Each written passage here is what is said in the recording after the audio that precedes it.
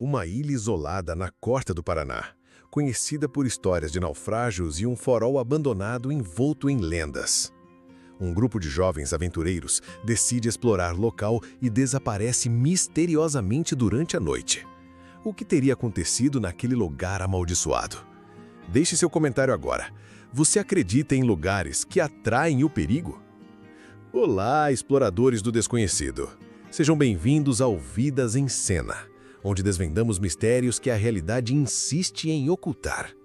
Hoje, nossa jornada nos leva ao litoral do Paraná, para a Ilha da Caveira, um lugar marcado por tragédias e envolto em um manto de lendas sombrias. Acompanhe-me nesta investigação sobre o desaparecimento inexplicável de um grupo de jovens e os segredos que o velho farol abandonado pode guardar. A Ilha da Caveira, com suas rochas escarpadas e vegetação densa, sempre foi evitada pelos pescadores locais, que sussurravam histórias de espíritos e a maldição dos marinheiros perdidos. Foi para esse cenário isolado que um grupo de 5 amigos, Lucas, Ana, Pedro, Júlia e Marcos, decidiu acampar em um final de semana de aventura. Jovens, cheios de energia e fascinados por lugares abandonados, eles ignoraram os avisos e partiram em uma pequena embarcação rumo à ilha. O ponto central de seu interesse era o antigo farol, construído no século XIX e desativado após um trágico acidente. As histórias locais contavam que o último faroleiro havia enlouquecido e se jogado do alto da torre em uma noite de tempestade. Desde então, o farol permanecia como um esqueleto de pedra, dominando a paisagem da ilha e alimentando as superstições. Os jovens chegaram à ilha no final da tarde, montaram suas barracas perto da praia e assim que o sol começou a se pôr, munidos de lanternas, seguiram em direção ao farol. A estrutura imponente, com suas paredes musgosas e janelas quebradas, emanava uma atmosfera fria e misteriosa. Eles exploraram os andares inferiores, encontrando objetos enferrujados e paredes rabiscadas. A sensação era de que o tempo havia parado ali. A noite caiu, trazendo consigo um vento forte e um barulho constante de ondas quebrando nas rochas. Os amigos acenderam uma fogueira na praia e compartilharam histórias e risadas. Por volta das 2 da manhã, o último a ficar acordado, Marcos, se recolheu para sua barraca. Na manhã seguinte, o silêncio era ainda mais perturbador. As barracas estavam ali intactas, mas não havia sinal de nenhum dos 5 jovens. Seus pertences, mochilas, celulares, até mesmo a embarcação estavam na ilha. Era como se a terra os tivesse engolido durante a noite. O que aconteceu com Lucas, Ana, Pedro, Júlia e Marcos na Ilha da Caveira? O farol abandonado guarda a chave para esse mistério? O desaparecimento dos 5 amigos na Ilha da Caveira virou notícia em todo o Brasil. As equipes de busca, agora com reforço da Marinha, vasculhavam cada centímetro da ilha, mas o cenário era sempre o mesmo. Barracas intactas, pertences intocados e nenhum sinal dos jovens. A Ilha da Caveira parecia ter engolido-os sem deixar qualquer vestígio de luta ou acidente. Os pescadores locais, com os seus olhares cheios de superstição, apenas balançavam a cabeça, murmurando sobre a maldição do farol. Eu, como parte da equipe de investigação, me sentia cada vez mais frustrado. Não havia lógica. Um sumiço tão completo, sem pistas, era algo que raramente se via. Minha atenção se voltou para o farol, o ponto central da fascinação dos jovens. Se eles realmente o haviam explorado na noite do desaparecimento, talvez algo lá dentro pudesse nos dar uma direção. Foi durante uma inspeção minuciosa no topo da torre do farol que encontramos algo. Escondida sobre uma pilha de escombros e vidro quebrado, havia uma câmera de vídeo portátil, suja e com a lente rachada. Era a câmera de Lucas, o amigo que sempre registrava todas as aventuras do grupo.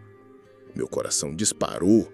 Se havia algo ali, poderíamos finalmente ter a resposta. Levamos a câmera para análise. A esperança era que ela tivesse capturado os últimos momentos dos jovens. Horas de trabalho foram dedicadas à recuperação dos arquivos e a tensão na sala era palpável. Finalmente, a tela ganhou vida. O vídeo começou com imagens dos amigos explorando o farol, as risadas, os comentários. Tudo parecia normal, uma aventura típica de jovens. até que as últimas gravações apareceram. O que vimos, no entanto, não foi um monstro, um espírito ou um ataque misterioso. As imagens mostravam os 5 amigos no topo do farol, rindo, apontando para o mar escuro. De repente, a câmera capta um movimento brusco. Não é um vulto humano, mas algo grande e metálico se erguendo da água a poucos metros da ilha. O som de um motor pesado ecoa no vídeo, abafando os gritos de surpresa dos jovens. Na última sequência, a câmera treme violentamente, a imagem fica borrada e o som de algo sendo arrastado e um grito abafado são audíveis. Mas o mais perturbador não era o que foi filmado, mas o que estava faltando no registro. Os segundos seguintes ao arrasto, onde o destino dos jovens deveria ter sido selado, simplesmente não existiam. A gravação parou abruptamente. O que teria causado essa interrupção? E o que era aquele algo que emergiu das profundezas, levando os jovens para um destino desconhecido? Essa era a verdadeira reviravolta. O desaparecimento não foi aleatório, mas orquestrado por algo que não deveria estar ali. A fita recuperada da câmera de Lucas era perturbadora. Aquela interrupção súbita no vídeo, justamente no momento crucial, levantava mais perguntas do que respostas. O que era aquela coisa metálica que emergiu da água? E por que o registro havia parado? As autoridades inicialmente suspeitaram de falha da câmera, mas eu, como investigador, sentia que algo estava sendo deliberadamente ocultado. O grito abafado no final da gravação ecoava na minha mente. Não era um grito de surpresa, mas de desespero. Voltei à Ilha da Caveira com uma equipe especializada. Dessa vez, nosso foco não era apenas a superfície, mas o que estava abaixo dela. As lendas dos pescadores sobre criaturas metálicas nas profundezas pareciam delírios, mas a filmagem não podia ser ignorada. Mergulhadores foram enviados para a área onde o objeto havia emergido. A visibilidade era péssima, mas, após horas de busca, um deles encontrou algo. Não era o objeto em si, mas marcas na areia ao fundo do mar. Marcas profundas, como os sulcos de arraste que indicavam que algo pesado havia sido puxado para debaixo das rochas em direção a uma caverna submersa que poucos conheciam. A reviravolta veio quando analisamos as amostras de areia coletadas perto dessas marcas. Elas continham fragmentos de metal incomuns, não corrosivos, e pequenas partículas de um material sintético que não correspondia a nenhuma embarcação conhecida. Parecia uma tecnologia de camuflagem avançada. O objeto metálico não havia levado os jovens por acidente. Ele os havia capturado. E a interrupção da filmagem? Nenhuma falha. O especialista forense em áudio detectou um pulso eletromagnético no exato segundo em que o vídeo parou, como se uma interferência proposital tivesse sido gerada para apagar o registro. A floresta em si não era perigosa, nem o farol assombrado. O perigo vinha do mar. O que ligava o desaparecimento dos jovens ao que parecia ser uma operação clandestina no fundo do oceano. Minha investigação me levou a antigos registros da Marinha, a casos arquivados de submarinos não identificados avistados na costa paranaense décadas antes. Havia uma rede invisível, uma operação secreta operando nas sombras, usando a fama de Ilha Amaldiçoada para encobrir suas atividades.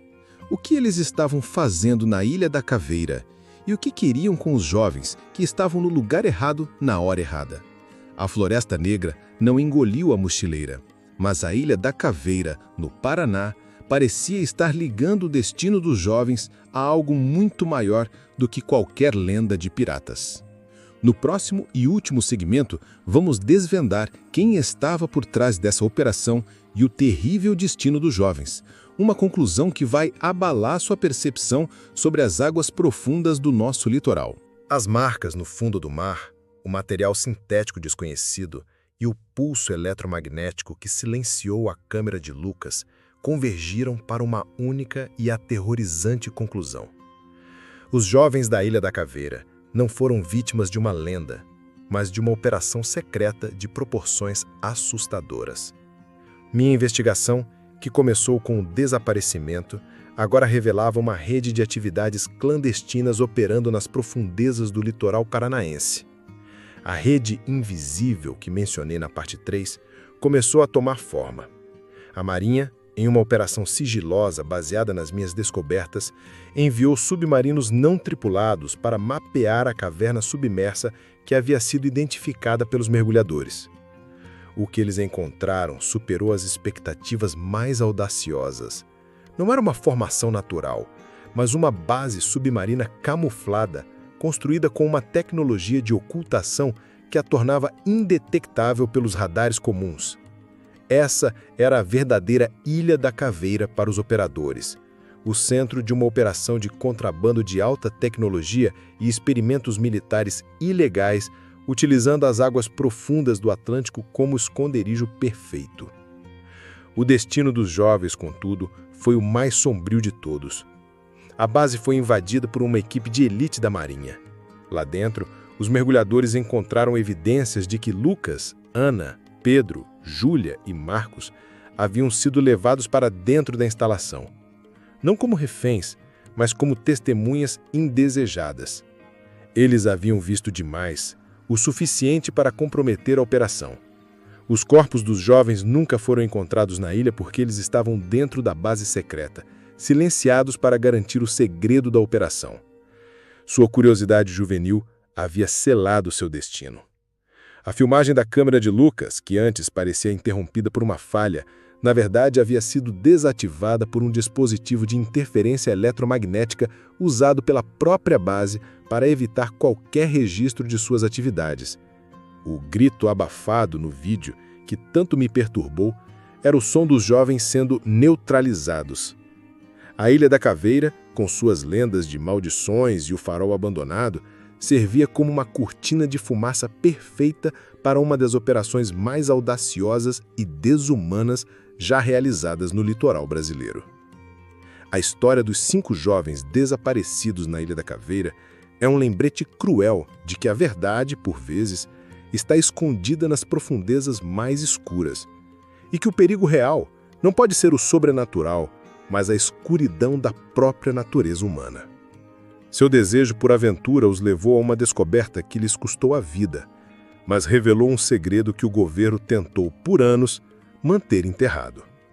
Inscreva-se no Vidas em Cena agora e ative o sininho para não perder nenhuma história que vai te deixar de queixo caído. Prepare-se para o lado mais intrigante da vida humana.